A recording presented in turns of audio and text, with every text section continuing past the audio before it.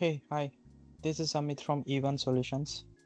Here I'm going to show you that when we are opening the SmartView, it is showing us the error like the login field for the user SmartView.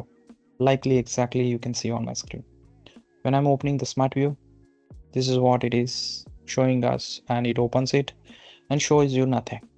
So it could be happens like the password has been changed for the SmartView, or how it becomes as unsync is like maybe during the reinstallation of the SmartView or during the server migration, because on the SmartView generates right the reset the password on the first time, that's a random password, synchronize it, but after the reinstallation that might be happen something like been triggered, then the password has been unsynced. But no worries, there is a easy fix to do it, right? So let's say I go to the SSMS SQL Server Management Studio connected to the GP databases, right? I go to the security logins SmartView, which is all lowercase.